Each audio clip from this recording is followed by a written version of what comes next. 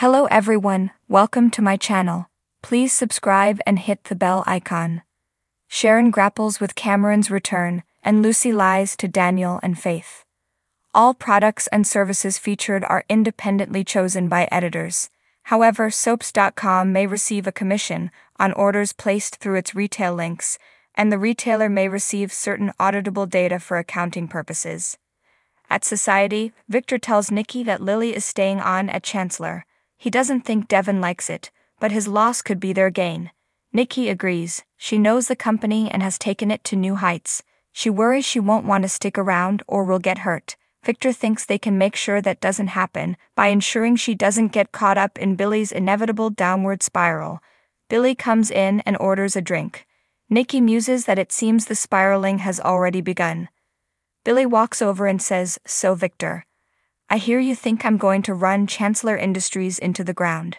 Victor has no doubt. Billy needles that he, being the vulture he is, will swoop in and pick up the carcass. Is that right?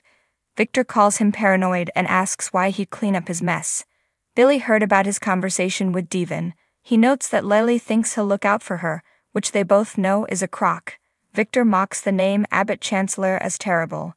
Billy asks if Nikki knows about his little plan. "I can't imagine you go along with that." Nikki doesn't think Catherine would be pleased with the state of the company. She asks if Jack knows about the name change. Billy doesn't need Jack's permission. Nikki says it's disrespectful to put his name ahead of Catherine's. Billy sees she's drinking Victor's Kool-Aid again. Victor says Devon thinks Abbott Chancellor is a terrible idea, as it is for Lily to work alongside him. Nikki says they look out for Neil's children. Billy snarks. Victor booms that they were very dear friends of Catherine's and they won't let her company go down because of his hubris. At Crimson Lights, Lucy spots Faith and asks, "What's up?"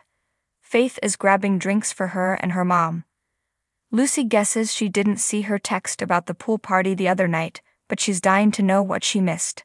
Faith says it was just a bunch of kids swimming and taking selfies.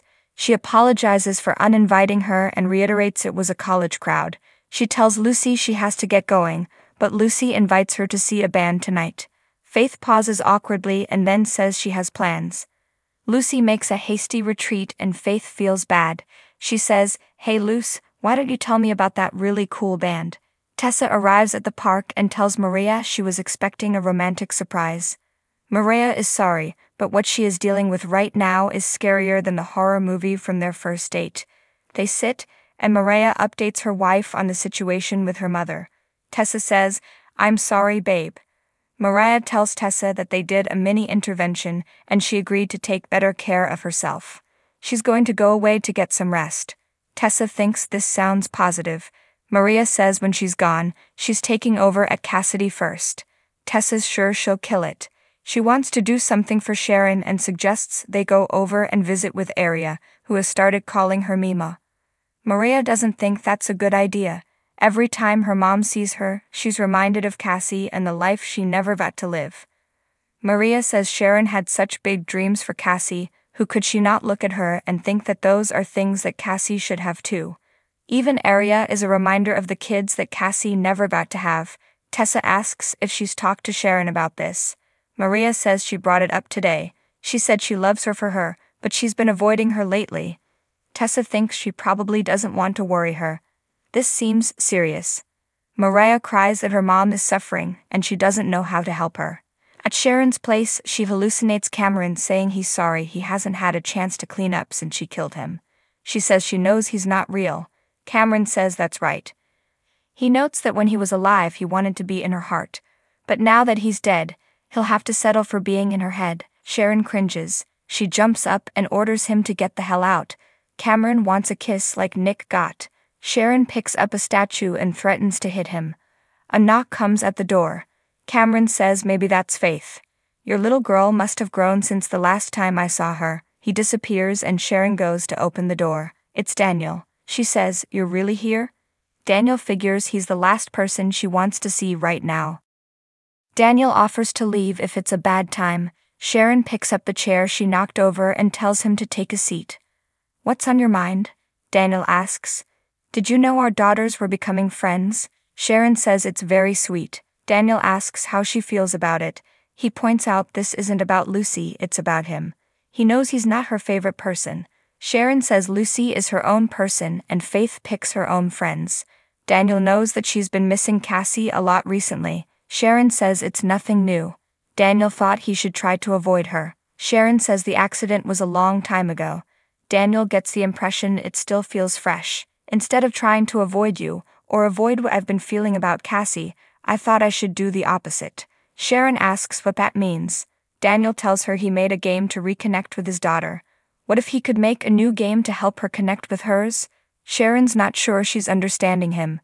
Daniel explains the game might help her heal. Sharon questions if it would help her process the grief. Daniel would never presume to tell her how to do that. His idea is that the game would help young people deal with heavy feelings. Sharon tells him the other game he made with Chelsea was impressive. Daniel thinks it could be a way to honor Cassie. It could be something students could use in school. Sharon assures him that his offer is lovely, but he'd have to talk to Mariah about it. She'll be taking over Cassidy first while she regroups. Daniel says he saw Mariah, Faith, and Nick talking about how worried they are about her. He didn't come to invade her space, he just hopes that their conversation isn't why he having to take time away. Sharon says the grief is always with her, she just hasn't been handling it well lately. His offer is gracious but won't stop her from having these feelings, or him either. Daniel knows that. Sharon thinks they each need to find a way to deal with their responsibility in her death. At society, Victor tells Billy his mother made a mistake when she put him in charge of Chancellor, just as she did when she put him in charge of Chancecom. Billy warns Victor not to talk about his mother, and says he'll be the spectacular failure if he comes for the company. He walks off and Nikki says she can only imagine how he'll react when he hears that she's the one taking his job. They discuss how Johnny and Katie will take it. Nikki says Victoria will handle the fallout and she'll support her.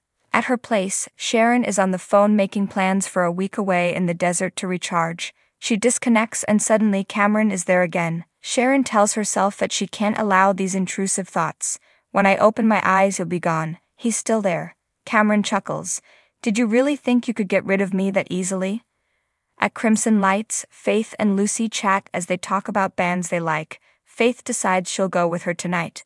Lucy asks what about her plans with her mom. Faith says she's been tired lately, they can do it another time. Daniel appears and learns Faith is going with his daughter tonight. He clearly thought he was going with her. Faith leaves and Lucy asks, "So Dad, how are you?" Daniel asks why she just had him lie to Faith. At Chancellor, Billy tells Lily they need to make a splash for Abbott Chancellor. A launch party. Lily wonders if he's sending a message to her brother. Billy says Devin doesn't want to see her fail. Lily nods, but Victor does. She reminds Billy he told her Victor wasn't a threat, so what's changed? Billy admits he ran into him. He's waiting for them to fail miserably, but that's not going to happen. He confronted him because he wanted Victor to know they know what he's planning. When he comes after Chancellor, they'll be ready. He wants a classy party that will make a statement. Lily fears he's letting his personal feelings about Victor cloud his judgment.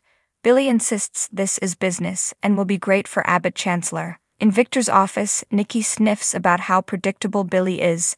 Victor tells her things are going to happen quickly. She's been brushing up on Chancellor, and teases that he loves this stuff. Victor says that other than his family, this is what he lives for. In her house, Cameron needles Sharon that the thoughts never really go away. She asks herself why she's thinking about him. He says, "You brought this on yourself, babe." She snaps, "Don't call me that." Cameron explains by naming his company Cassidy first. She made a permanent connection between him and her late daughter in her brain.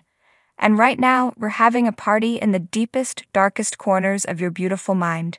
Just me, Cassie, and good old Nick Newman. He's flattered that he was invited to hang with two of her greatest loves.